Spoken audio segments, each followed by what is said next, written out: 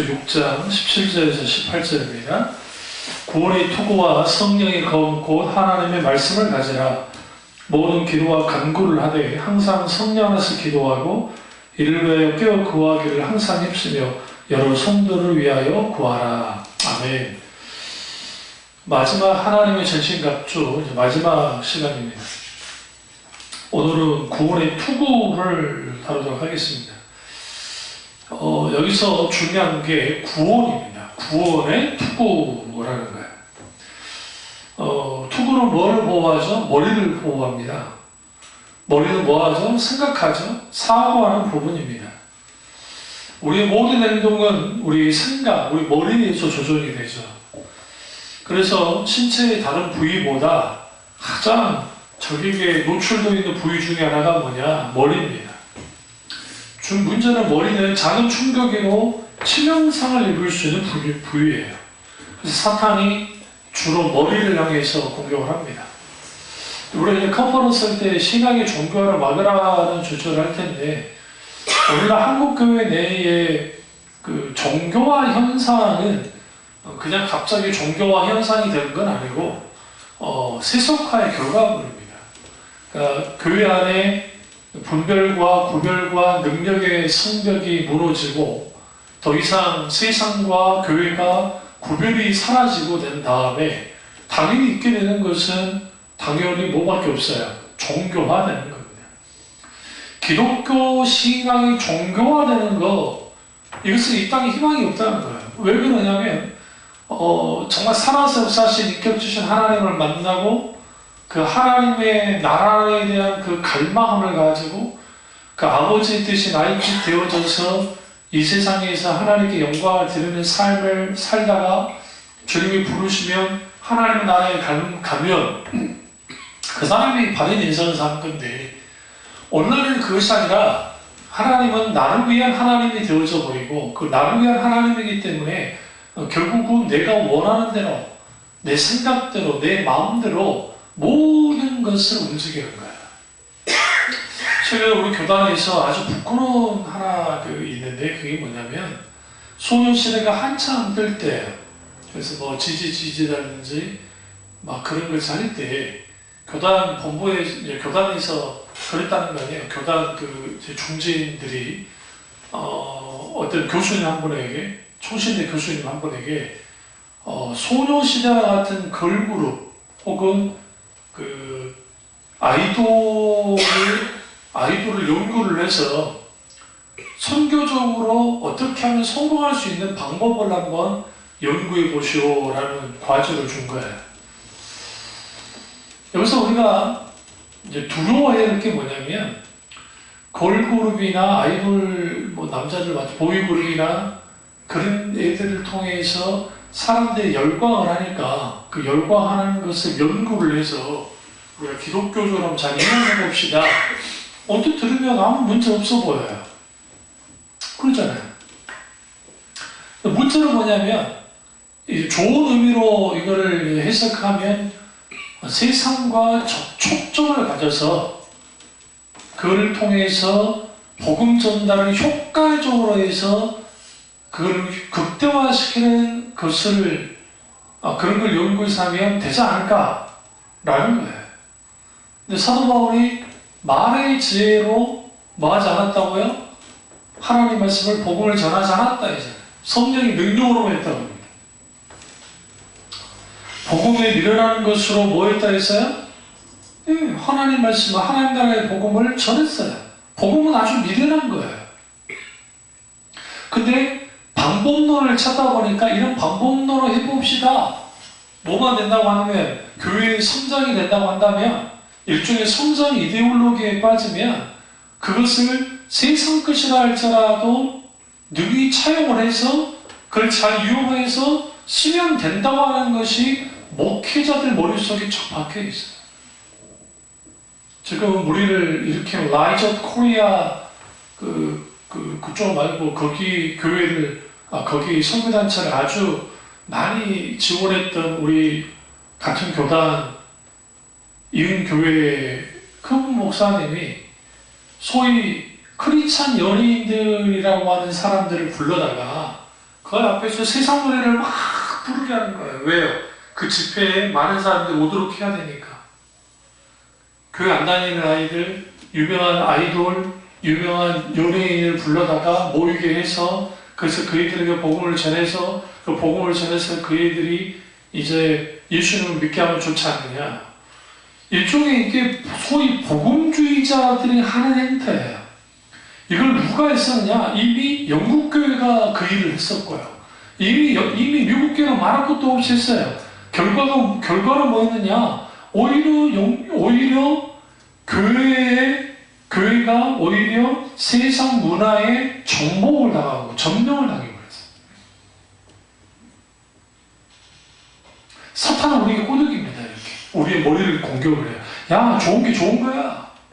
사람들 많이 모이게 하면 되지. 여러분, 전도 집회가 사람 많이 모이게 하는 게 그게 중요한 겁니까? 많은 사람들이 빌리그라임 목사님을 높이 평가하고 저도 굉장히 높이 평가하지만, 그러나 빌리그라임 목사님이나 소위 말하는 분강사들이 크게 실수했던 게 뭐냐면, 이 어마어마한 대형 집회를 함을 통해서 일종의 교회의 슈퍼스타가 나온 거예요.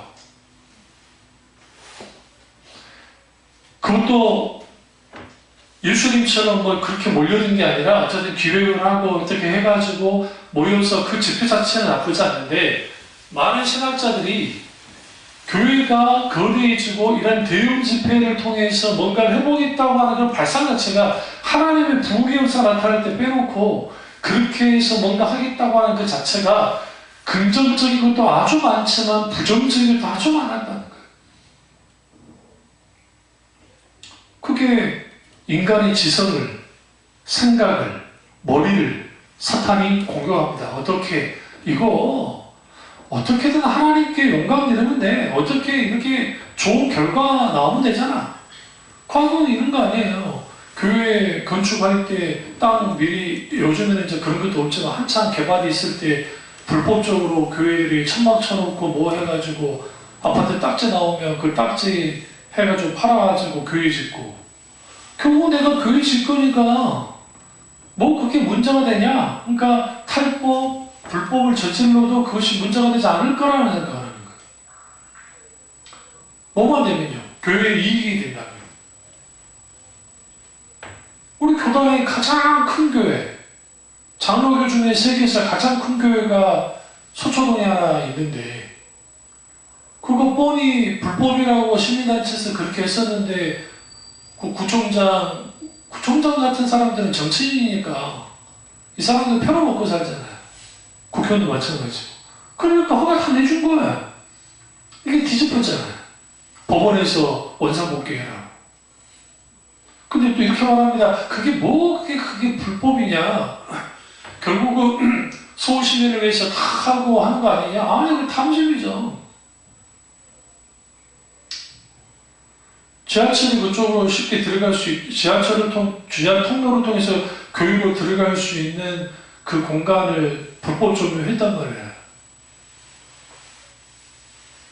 이게 뭐 윤리 도덕적으로 옳으냐 그러냐를 다 따라가지고 그게 하나님을 위해서 했다, 하나님 영광을 위해서 했다. 그 일종의 성공주의, 성과주의, 뭘 빼버리고, 과정을 빼버리고, 뭘 빼버리고, 하나님께, 그러니까 사람들에게 덕이 되느냐, 덕이 되지 않느냐, 하나님께 영광이 되느냐, 되지 않느냐를 다 빼버리고, 하나님의 뜻이라고 밀어붙이는 거예요. 그리고 바벨탑 같은 그런 건물들을 채워잡기는 겁니다. 사탄이 우리의 지성을, 우리의 생각을, 우리의 가치관과 세계관을 좀먹듯이 병들게 하면 이게 딱 좀먹잖아요. 달라져요.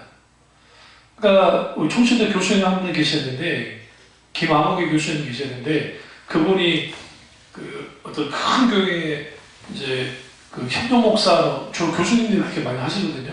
협력 목사로 있는데, 그때가 이제 1994년도인데, 교회들이 목사님 생일이면 다들 챙겨줘요. 그래서 챙겨주는데, 어떤 그 집사님 한 분이, 아주 잘 사는 집사님 한 분이 전화가 와가지고, 목사님, 내일 생신이시죠? 근데 이제 그 집사님이 이 교수님보다 4살이 많은데 이제 생신이시죠? 집사님 어떻게 하셨어요? 그러니까 제가 식사기 사드리겠습니다. 그러니까 사모님이랑 이들이랑 다 나오시라고. 63빌딩에 오시면 거기 아주 좋은 레스토랑이 있으니 거기서 식사 대접하겠다. 거기서 이제 갔죠. 가서 이제 식사를 하신 거예요. 그게 94년도예요.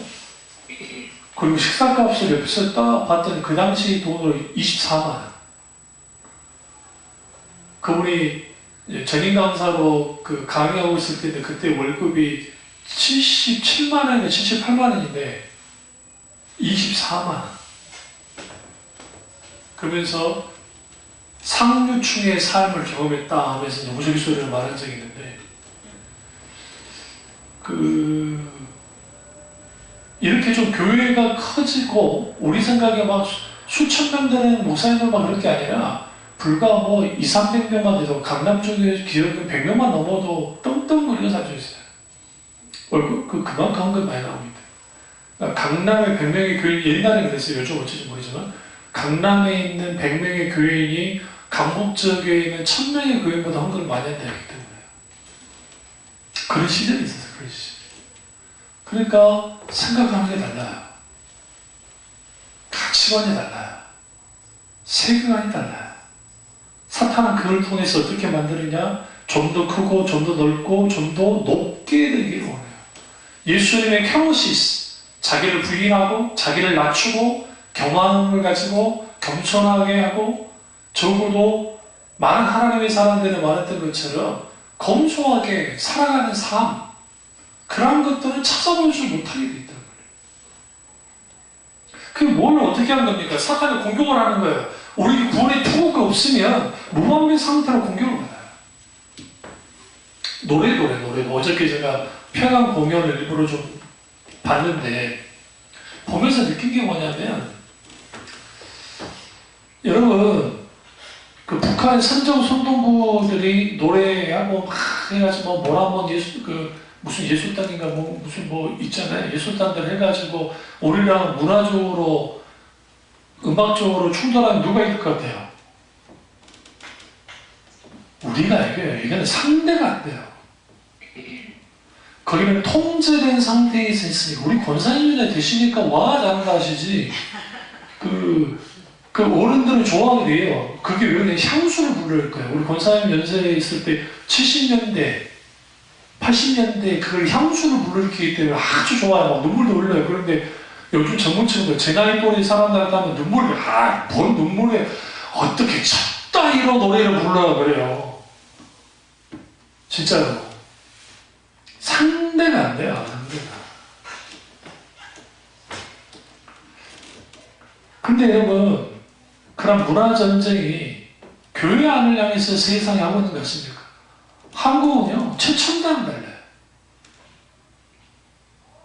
그러니까 교회 안에 오늘 이제 음악과 관련해서 오늘 동영상 쭉 교회 음악과 관련된 동영상을 강의를 쭉 들었는데 말씀 준비하면서 공감하는 부분도 있고 아닌 부분도 있지만 대체로 그만해요. 한국 교회 안에 너무나도 지나칠 정도로 세상 음악이 많이 들어가 있다는 거예요. 그건 저도 동감해요. 이건 전에 예담도 느꼈기 때문에.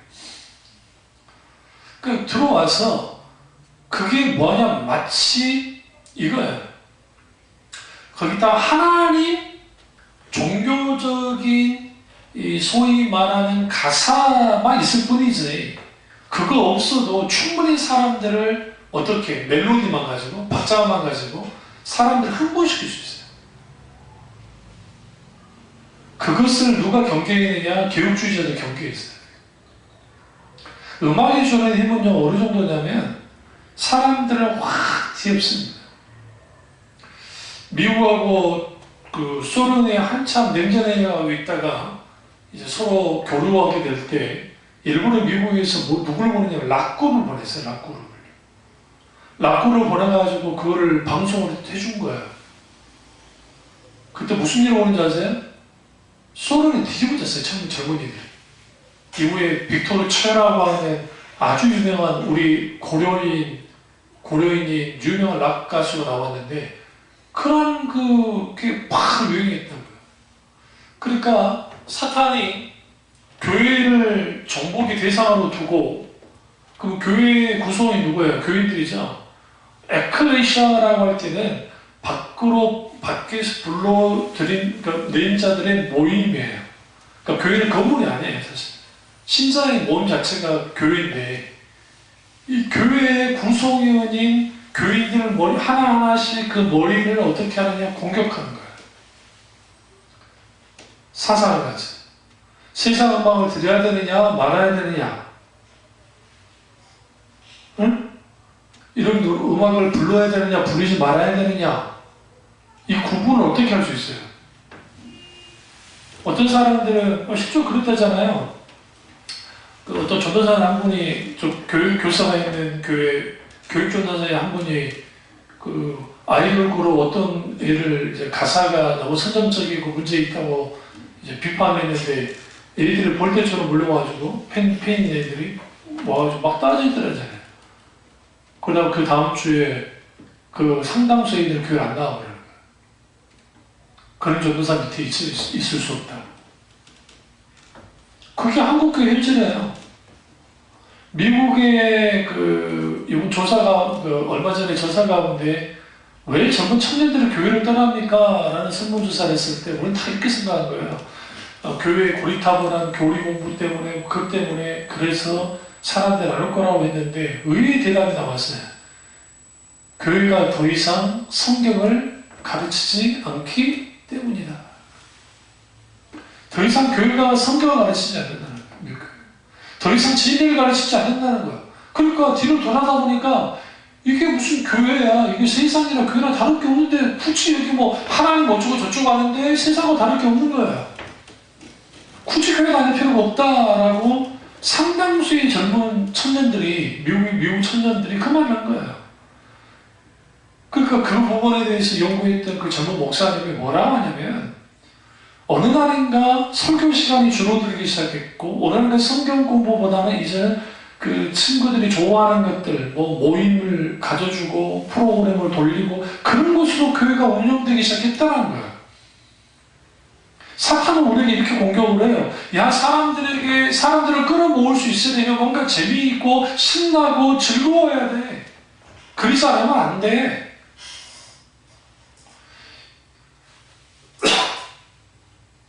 그렇게 만들어놓은 거예요. 찰스 스탠리 목사님이 목회하는 그 교회와 조엘 오스틴이 있는 교회, 레이크우드 교회를 비교를 해보시면 레이크우드 그 어마어마한 체육관에서 수만 명이 모여서 예배드리는 그게 얼마나 화려하고 즐겁고 좋은지 아세요? 우리가 그 방송을 통해서 보면 그런데 이 찰스 스탠리 목사님이 신고하고 있는 교회를 보시면 아주 차분하고 사람들의 옷맵시도 다들 뭐 정장 차림에 그렇게 그렇다 경직되기까지는 않지만 그럼에도 불구하고 막 재미를 추구하거나 그러지 않아요. 여기서 뭐가 갈려져 나가냐면 세상 것이 무분별하게 교회 안에 들어왔고 이제는 주객이 존재돼서 세상 프로그램이 세상 뭐 상담이 세상의 심리학이 세상적인 노래가 세상적인 정신이 세상적인 어떤 것이 교회 자리에 딱 자리를 잡게 되니까 그렇게 자리 잡은 것을 가지고 끌고 나가는 거예요. 거기다 하나님 빛을 말하고. 그래서 사실 투구를 쓰지 않고 있는 이제는 투구를 여기 땀난다고 해서 투구를 벗어버리면 어떻게 됩니까? 화살이 날아와서 머리 꽂히면 죽는 거잖아요. 칼로 누군가 공격하면 죽는 거잖아요. 그래서 무슨 투구라고요? 구원의 투구 아주 중요한 말입니다. 데살로니가서 5장 8절에는 이 투구를 소망의 투구라고 표현하고 있어요. 전쟁에 나간 군인이 승리에 대한 소망이 없으면 어떻겠어요? 그러니까 사탄은 집요하게 어릴 때부터 아이들은 하나님이 없어를 세상 교육을 통해서 받아요. 교회 안에서는 하나님이 살아계시다고 말은 하는데 그 부모들의 신앙 가운데 하나님이 살아계시는 모습들이 보이지 않을 때, 그럼 그 아이들은 뭐 하기 시작하냐면 더 이상 하나님을 믿을 이유가 없는 거예요. 보여주는 겁니다. 그러니까 이해가 안 되는 게, 하나님을 위해서 헌신하겠다고 하는 소위 찬양 가수라는 사람들이 세상 음악에, 세상 어떤 것에 나와가지고 이게 경계선이 애매모호한 거예요.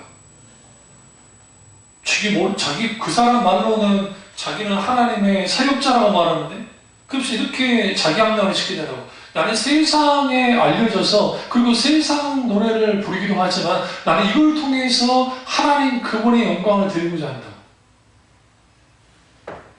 사탄은요, 99% 맞는 것에 대해서는 신경 안 써요. 1%만 틀리면 돼요. 근데 그 1%가 뭐냐? 그 치명적인 것을 이렇게 만들어요. 교회 안에 드럼을 가져다 놓고, 그 교회 안에 신디사이저를 가져다 놓고, 교회 안에 갖가지 클래식 악기들을 가져다 놓는 건 뭐가 문제가 되겠어요? 근데 문제는 뭐냐면, 그러한 하나하나가 사람들을 뭔가 격동시키고 사람들을 막 어떻게 음악이나 어떤 것을 통해서 하려고 하는 그 마음을 가지고 있다면 그 큰 오산이에요. 하나님께서 다윗과 솔로몬에게 찬양대 성가들을 만들게 하는 목적이 뭐였어요? 그 이유가 뭐예요? 하나님 만들도록 했거든요. 그 이유는 뭐예요? 하나님의 그분의 영광을 온전히 드러내기 위해서. 마치 그들은 날팔수 있어요. 날팔수. 앞서 나가는 나팔수처럼 온 하나님의 백성이 하나님의 영광을 드리는 그런 찬양의 기수들이 되기를 원하는 그런 마음속에서 만들어진 게 선거예요. 그 어마어마한 교회에서 어마어마한 선거대 해가지고 막 하는데 그게 누구를 향해서 하는 겁니까? 하나님을 향해서 하는 겁니까? 그럴 수 있죠. 그러면 너무 감사한 거예요. 근데 그것이 마치 예배 분위기를 압도하고 뭔가 분위기를 쇄신시키고 뭔가 그럴싸하게 이곳에나 뭔가 이 영광의 임재가 있는 것 같은 그러한 글씨라고 한다면, 분위기 조장이 도움으로 된다면 생각해보세요. 그러니까 너무 심할 정도로 한국교회뿐만 아니라 오늘날 너무나 많은 교회들이 세상에 있는, 그러니까 외국에 있는 교회도 마찬가지로 교회가 오픈이 되어버렸어요.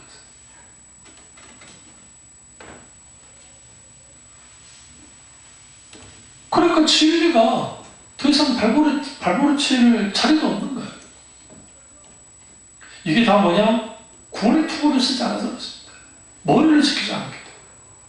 우리 좀 무분별하게 뉴스를 보고 무분별하게 드라마나 예능이나 그걸 다 받아들이는 경향이 있는지 한번 생각해 봐야 돼요.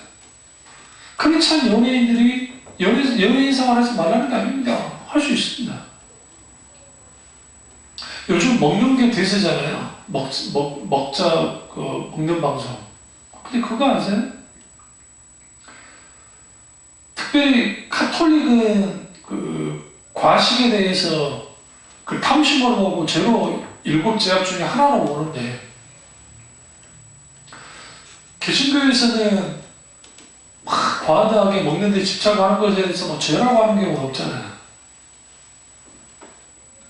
근데 그렇지 않아요.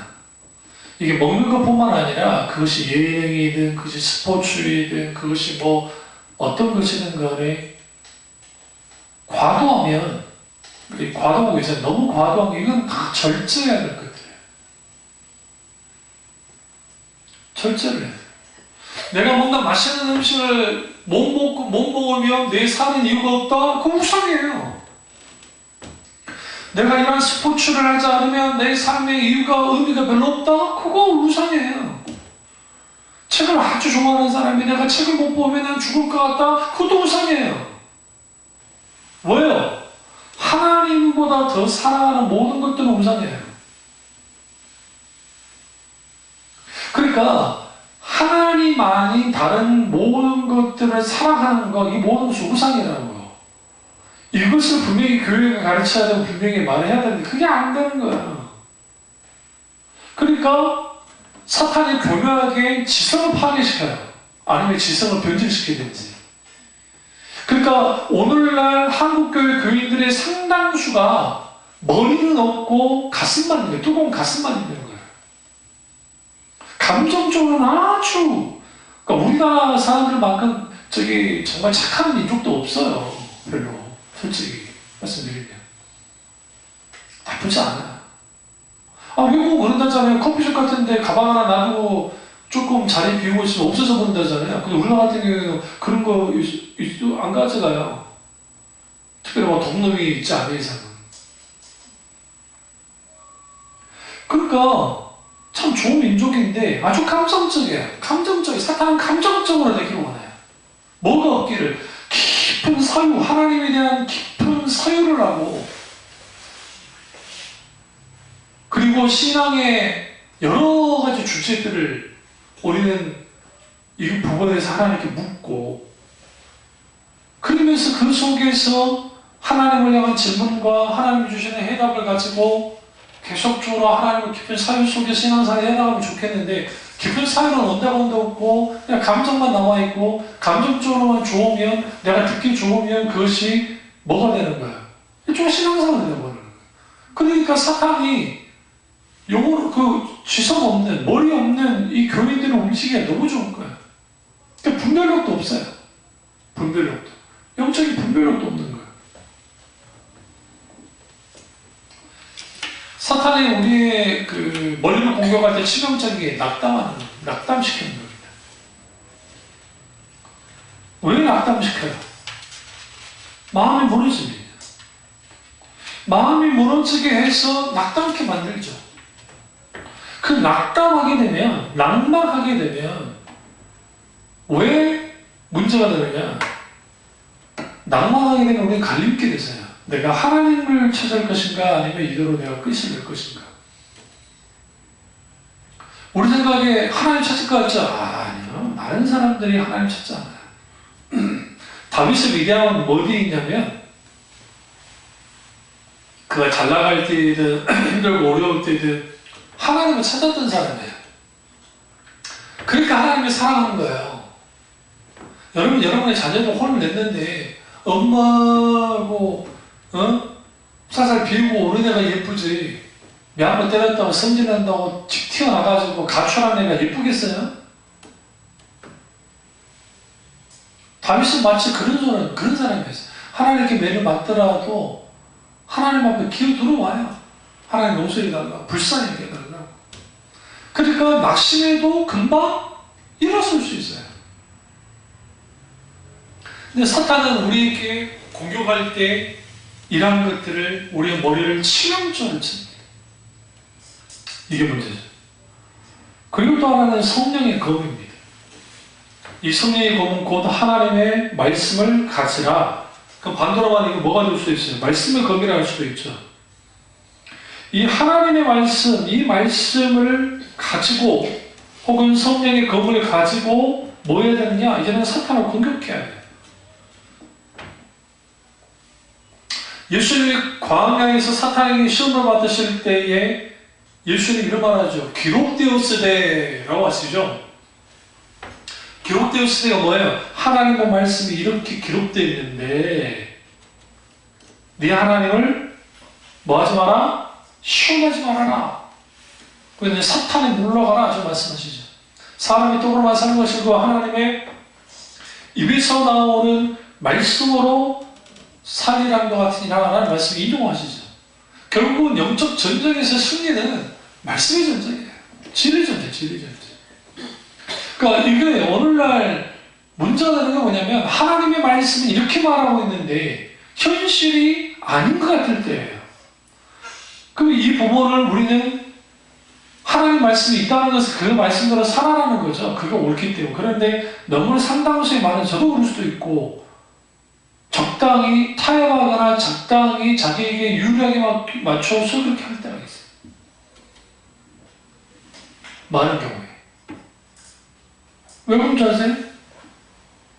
그 말씀대로 살아가면 이게 될 게 없거든요.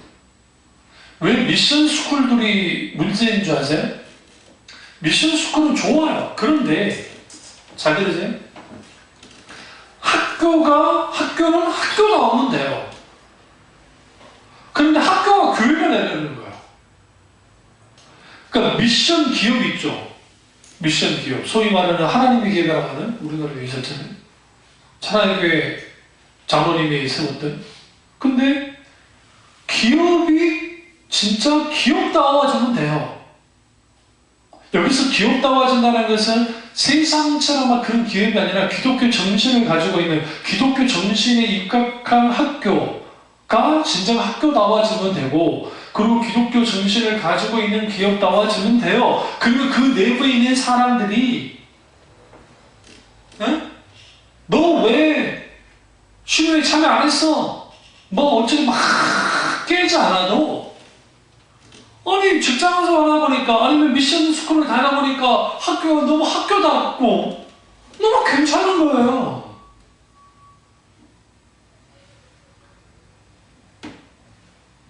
우리 딸내미가 수구여고 가가지고 안 가는 유치원 하나 있잖아요. 목사 딸인데도 그 징그럽게 그냥 종교 그거 해라고 그런다고. 그 어떻게 견뎌? 막 그래서 그 학교 간 친구들이 죽겠다고 그러고 힘들어 죽겠다.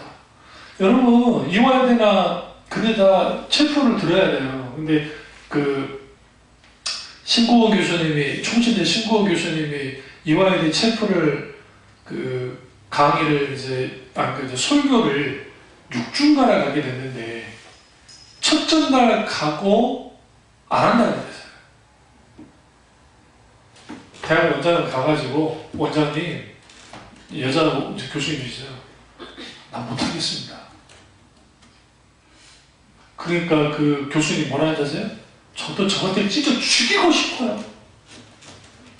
그런데 목사님이 안 하시면 누가 합니까?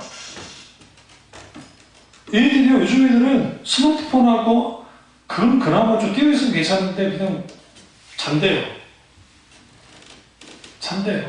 그리고 거기서 불과 한 10% 정도가 이제 설교를 듣고 나머지는 90%는 전면.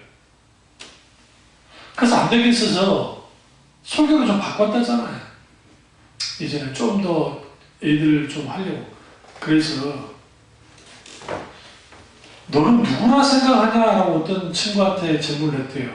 너 누구나 생각하냐? 답이 뭔지 아세요? 생각 안 해봤는데요. 그게 오늘날 애들은 생각 안 해봤는데요. 더 이상 할 말이 없대요. 그러니까 미션 스쿨, 대학이든 중고등학교든 거기에 학교가 학교다워지고 거기에 정말 그리스도의 정신이 잘 투영되면 돼요. 그러니까 믿는 가정은 가정으로서 실질적인 올바른 가정이 되면 돼요. 그럼 거기 신앙은 당연히 기독교 정신까지 있게 되어지면 그 안에 있는 아이들이 다른 길 안 가죠. 물론 그렇게 또 그린데도 좀 삐딱선 사는 아이들도 있긴 있지만 그 착각을 하는 거예요. 착각. 뭘 착각을 하냐면 사탄은 교묘하게 이렇게 심는 거예요. 우리는 미션 스쿨이니까 뭐 보수적으로 뭐 기독교적으로 저 아이들을 막 뭐 해야 되는 대상이다. 그 소위 말하는 가르쳐야 되는 대상으로만 생각하는 거예요. 그러니까 전혀 해볼만을 못하는 거예요.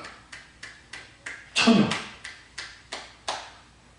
그 사탄과의 싸움에서 번번이 질 수밖에 없어요.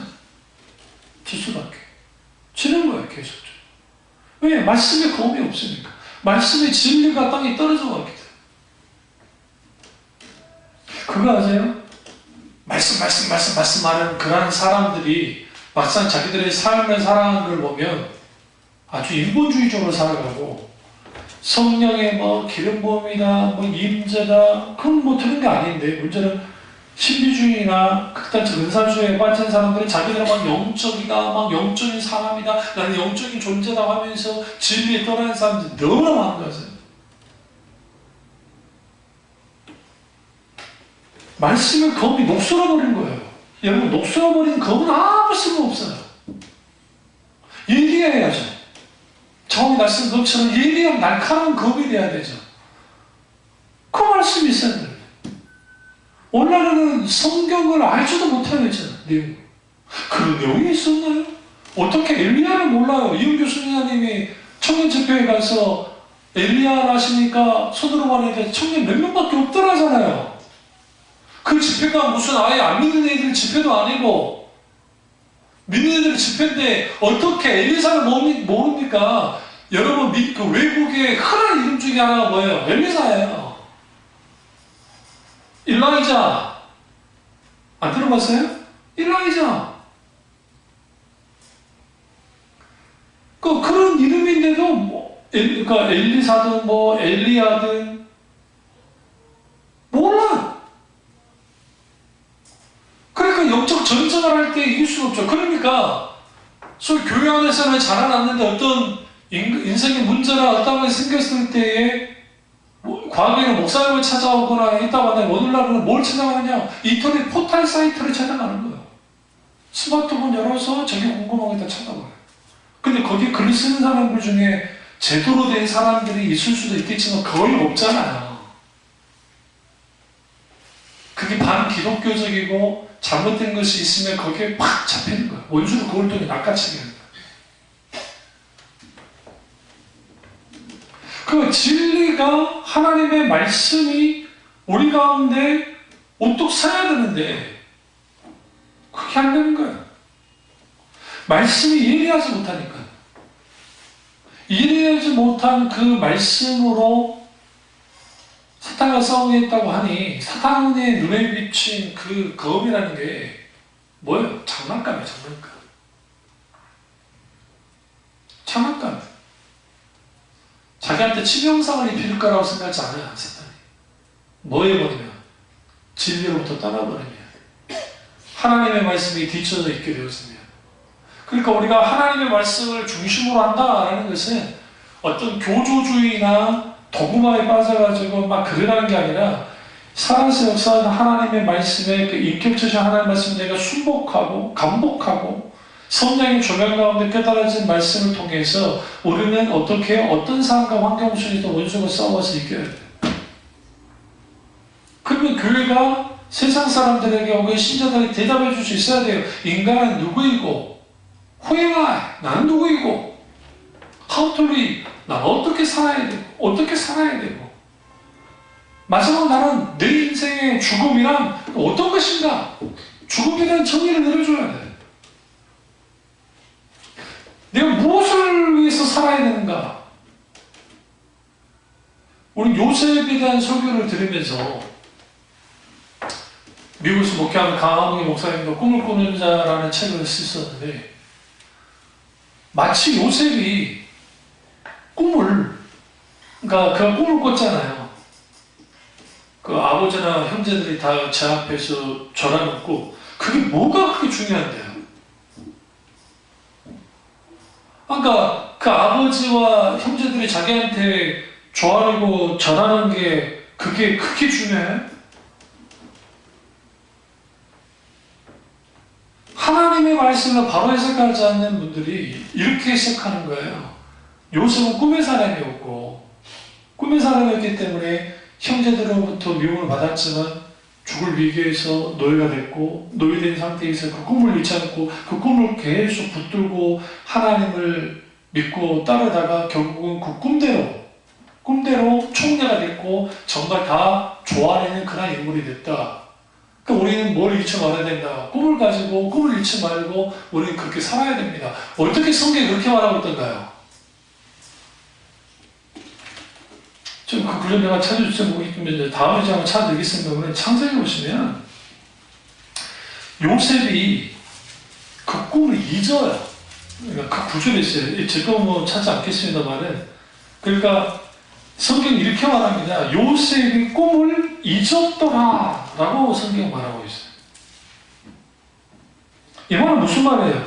일반적으로 목사님들이 설교하듯이 그 꿈을 갖다가 계속 붙잡은 거예요. 요즘에 말하는 소위 말하는 I can do, you can do, you can do 꿈을 가지고 그 꿈을 쫓아가는 삶을 살았더니 결국은 꿈에서 총리가 된 겁니까? 그렇지 않아요. 창세기에서 요셉을 통해서 말하고 싶은 것은 이거예요. 하나님이 함께 하셨다는 거예요. 하나님이 함께하는 인생은 결국은 이걸 신약의 측면은 임마누엘이라고 말할 수 있고, 또 하나의 측면은 뭐냐면 여호와 삼마, 우리와 함께 하신 하나님, 백성과 함께 하신 하나님. 또 하나는 에트할락, 동행하는 것. 하나님과 동행하는 삶 속에서 하나님은 이미 요셉을 통해서 하나님의 계획을 세우셨고, 하나님이 세우신 계획 속에서 그가 동행함으로 이룬 거예요. 요셉의 꿈이 이룬 게 아니라, 그게 하나님이 준 꿈이라 할지라도 그것은 하나님의 계획 속에 있었던 것이고, 내가 꿈을 붙들고 그 꿈대로 살기를 원해서 살았기 때문에 그 꿈이 성취된 게 아니라, 하나님이 그와 동행하셨고, 그 동행하셨고, 그 하나님의 크신 은혜가 그로 하여금 뭐 하도록 했어요? 그 동참하는 그 요셉으로 하여금 뭐 했느냐? 하나님의 꿈이 이루어진 거예요. 뭐 하기 위한? 아브라함과 이삭과 야곱 족속이 보존되어지고 번성할 수 있는 그 약속을 성취하기 위한 그 언약의 뜻이 있었단 말이에요. 이게 정확하게 보는 설교예요. 이게 성경을 정확하게 보는 거예요. 그런데 마치 세상의 방식, 소위 말하는 적극적이고 번영주의적인 관점으로서 성경을 봐버리면 그렇게밖에 못 봐요. 요셉이 꿈을 가졌기 때문에, 그 꿈대로 했기 때문에 그대로 성취됐다. 그러니까 우리는 꿈의 사람이 되어야 된다. 그러니까 야곱을 설교할 때도 이렇게 한 겁니다. 이렇게 설교하신 분도 봤어요. 제가 아주 경악을 했는데, 그게 뭐냐면, 야곱이 에서를 속이고 장자의 명분을 얻은 게 뭐가 문제냐는 거예요. 그게 옳은 것이다. 적어도 우리는 하나님이 주시는 그러한 신성한 복, 유업이라는 것은 우리는 어떻게든 하나님께 받아내야 되는 것이다. 그러니까 우리는 그러한 열정을 보여야 된다고, 그렇게 설교한다고. 만약에 그 설교가 마땅한다면 절대로 야곱은 그 20년 동안 개고생하면 안 돼요. 개고생하면 안 돼요. 그는 하나님 방법이 아니었기 때문에. 그는 기다려야만 했어요. 하나님이 하셨을 거예요. 이삭이 눈이 침침해져서 안수할 때 그가 속이지만 않았으면 하나님이 못하게 막으셨을 거예요. 그리고 야곱에게 장자의 명분의 복을 빈도록 하셨을 거라고. 이건 하나님이 하실 것이었어요. 그런데 인간의 수단과 방법을 거리지 않고 그렇게 했다고요. 그것이 마치 뭐였냐? 열정적인 신앙의 모습이냐 설교하는 목사님들 너무나 많고, 성경 아주 잘못 보고 있는 거예요. 또 하나는 야복강의 사건이에요. 야복강의 사건을 아주 마치 그 사건이 야곱의 대단한 승리냐 그렇게 하는데, 여러분 이것은 잘못된 시선이에요. 왜 그러냐면 야복강 사건은 야곱의 아집이 고스란히 일어나고 있어요. 그가 만약에 환도뼈가 부러지고 난 다음에 그 행동이 변화가 있었으면 그 이해할 수 있어요. 근데 똑같았어요. 인간적인 수단과 방법을 통해서 형과 해결하려고 했던 거예요. 이 부분은 김나조 목사님과 박윤수 목사님이 정확하게 진단했어요. 저도 그렇게 봅니다. 그럼요, 하나님의 천사와 겨루어서도 꺾이지 않는 아집과 고집이 있던 인간이에요. 황도뼈를 맞아야 겨우 쬐뚝거리고 손을 놓는 존재였다고요. 그게 오늘날 우리의 인간이 변하지 않는 정말 인간의 모습을 그대로 드러내고 있고, 그가 언제 꺾입니까? 그 나이가 아주 이제 나이를 많이 먹었을 때 베냐민을 이집트로 보내야 될 그 상황이 됐을 때 비로소 그때 꺾여요. 그가 하나님의 언약을 기억해요. 이대로 우리는 죽을 수 없다. 죽음이 두려워서가 아니라 아버지 이삭과 아브라함에게 언약하셨던 그것이 있었는데, 그게 내 때에 끝나서는 안 되니까, 야곱 때에 끝나서는 안 되니까, 그럼 좋다. 베냐민을 잃으면 이루리로다 하면서 보내야 약속할 거예요. 근데 더 놀라운 거 아세요? 그렇게 꺾이고 난 다음에 요셉이 살아있단 말을 들어요. 그리고 요셉이 아버지 빨리 내려오십시오 라고 이제 뭐예요? 사실 다 보냈어요. 편지도 보내고 다 했단 말이에요. 그러니까 야곱이 선뜻 안 내려갑니다. 예전에 야곱 같으면 어이씨 그래 좋다 하고 내려갔을 거예요. 근데 왜 주춤했느냐? 아브라함과 이삭과 야곱에게 주신 하나님의 땅, 이 가나안 땅, 약속의 땅, 그 땅을 내 맘대로 나갈 수 없는 거예요. 그 밤에 하나님 만나시잖아요. 나타나서 뭐랍니까? 야곱아, 걱정하지 마. 내려가라. 내가 다시 올라오게 할 거다. 그러니까 그가 비로소 그 하나님의 음성을 듣고 떠나요. 그러니까 처음이자 마지막으로 하나님의 음성을 듣고 움직여요. 그러니까 에서한테 뒤통수 치고 있을 때, 도망칠 때 하나님 허락받고 도망쳤나요? 엄마가 도망쳤잖아요. 베들에서 하나님을 만났죠. 루스라고 하는 하나님 집에서, 베들이라는 집에서, 하나님 집에서 거기에서 이 들판에서 돌베개 자다가 꿈을 꿨고 거기에서 천사 오르락 내리는 걸 보면서 하나님께 소원하고 그리고 갑니다. 그런 일련의 모든 과정을 보시면 그가 정말 하나님 앞에 온전히 깨뜨려지고 변화되어진 모습을 거의 보여주지 않았어요. 제가 왜 이 말씀 드리냐면 성경 말씀이랑 왜곡된 시선을 갖게 되었으면 어떤 잘못된 구구적인 성향, 자파적인 성향, 자기의 어떤 그 지적인 성향, 어떤 성향을 가지고 성경을 봐버리면 그렇게만 성경이 보여요. 성경은 있는 그대로 성경으로 봐야 돼요. 성경 해석하기 가장 중요한 논리 중에 하나는 뭐냐면 성경은 성경이 해석한다. 이게 아주 중요해요.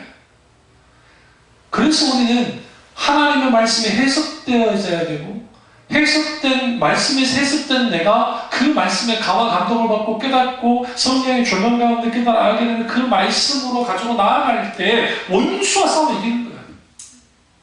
이 사실을 깨닫고 우리 정말 하나님의 전신갑주로 무장되는 저와 여러분 되시길 주님으로 축원합니다. 기도하겠습니다. 기도하실 때 하나님이 우리가